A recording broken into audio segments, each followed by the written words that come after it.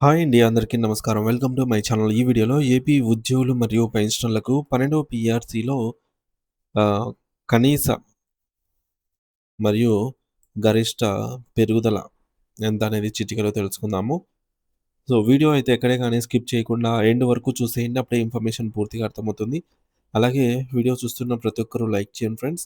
ఈ వీడియోని తోటి ఉద్యోగ, పెన్షనర్ మిత్రులతో అయితే షేర్ చేయండి. కొత్తగా మన ఛానల్ చూస్తున్న వారు ఇంకా ఎవరైనా సబ్స్క్రైబ్ చేసుకోకపోతే వెంటనే మన ఛానల్ అయితే సబ్స్క్రైబ్ చేసుకోండి.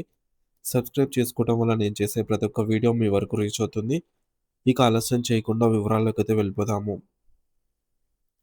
ఆంధ్రప్రదేశ్ రాష్ట్ర ప్రభుత్వ ఉద్యోగులు నిరంతరం విద్యా బోధనలో నిమగ్నమయ్యే ఉపాధ్యాయులు తమ జీవిత కాలమంతా సేవ చేసి ప్రస్తుతం విశ్రాంత జీవితం గడుపుతున్నటువంటి పెన్షనర్స్ అందరికీ 12వ వేతన సవరణ సంఘం ఒక అద్భుతమైన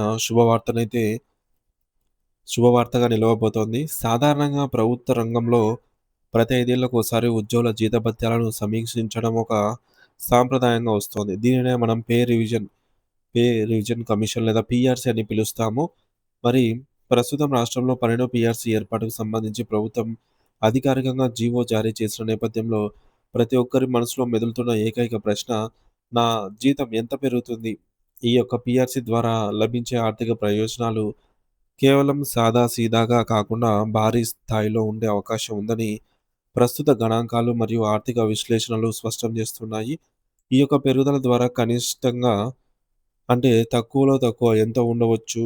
అంటే గరిష్ట పరిమితిలో ఎంతవరకు వెళ్ళవచ్చు అనే దానిపై ఒక లోతైన అంచనాను మనం ఇక్కడ చర్చించుకుందాము.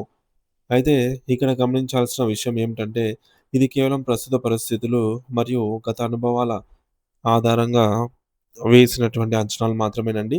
ఖచ్చితమైన వివరాలు ప్రభుత్వ అధికారిక నివేదికను ఆమోదించిన తర్వాతే వెలువడతాయి. అయితే పీఆర్సీ అంటే ఏమిటి? మరియు దీనివల్ల ఉద్యోగులకు ఎటువంటి లాభం చేకూరుతుంది? అనే విషయాన్ని మనం ముందుగా చాలా వివరంగా తెలుసుకోవాలి. పీఆర్సీ అనేది ఒక ఉన్నత స్థాయి కమిటీ. ఇది పెరుగుతున్న నిత్యావసర ధరల, వస్తువుల ధరలు, మార్కెట్ ద్రవ్యోల్బణం మరియు మారుతున్న జీవన వ్యయాన్ని నిశితంగా పరిశీలిస్తుంది. సమాజంలో ఒక సామాన్యుడికి అయ్యే ఖర్చులకు అనుగుణంగా ప్రభుత్వ ఉద్యోగి వేతనం ఉండాలని ఈ కమిటీ భావిస్తుంది. దీనిలో భాగంగా ప్రధానంగా పే స్కేల్స్ అంటే ప్రతి క్యాడర్ ఉద్యోగికి కనీస మరియు గరిష్ట వేతన పరిమితులను నిర్ణయిస్తుంది. అంటే ఫిట్‌మెంట్ అనేది మరో కీలక అంశము. మరి పాత బేసిక్ పేను కొత్త బేసిక్ పేలోకి మార్చేటప్పుడు ప్రభుత్వం కొంత అదనపు గౌరవ శాతాన్ని జోడిస్తుంది. దీన్నే ఫిట్‌మెంట్ అంటారు. ఈ ఫిట్‌మెంట్ శాతం ఎంత ఎక్కువగా ఉంటే ఉద్యోగుల నెలవారీ జీతాలు అంతా భారీగా పెరుగుతాయి. దీంతో పాటుగా డీఏ మరియు డీఆర్ విలీనం అనేది మరొక ముఖ్యమైన ప్రక్రియ. ఉద్యోగులకు ప్రతి 6 నెలలకోసారి పెరిగే కరువు భత్యాన్ని డీఏ, పీఆర్సీ అమలు చేసే సమయంలో వారి యొక్క మూల వేతనంలో బేసిక్ పేలో కలిపి వేస్తారు.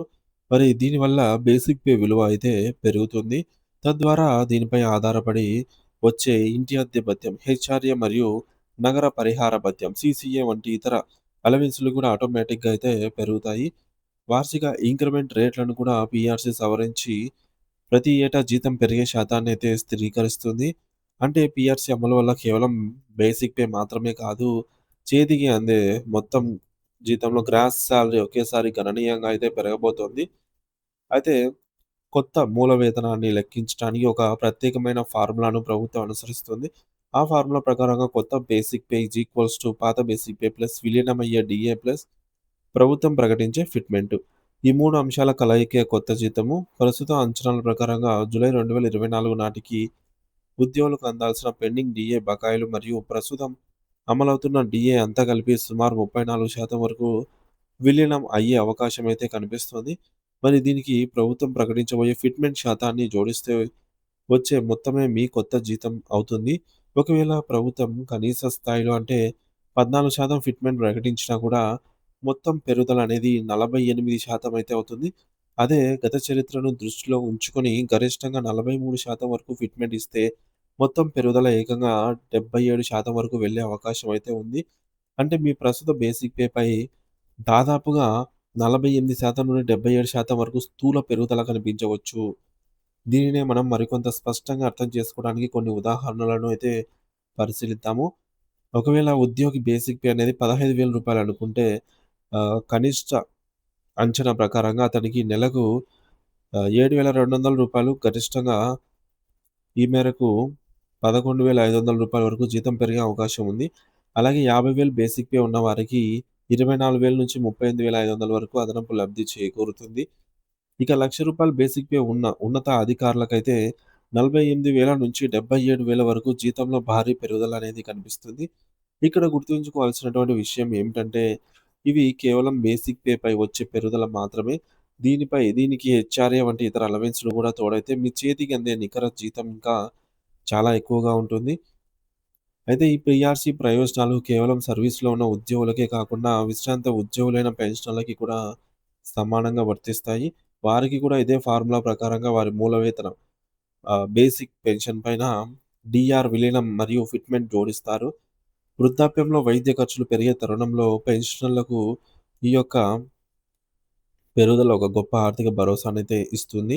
అయితే ఈ భారీ వేతన సవరణ వల్ల రాష్ట్ర ప్రభుత్వ ఖజానాపై ఏటా కొన్ని వేల కోట్ల రూపాయల అదనపు భారమైతే పడుతుందనేది కాదనలేని వాస్తవం. మరి ప్రభుత్వం ఈ ఆర్థిక భారాన్ని మరియు ఉద్యోగుల ఆకాంక్షలను సమతుల్యం చేస్తూ ఒక నిర్ణయం తీసుకోవాల్సి ఉంటుంది.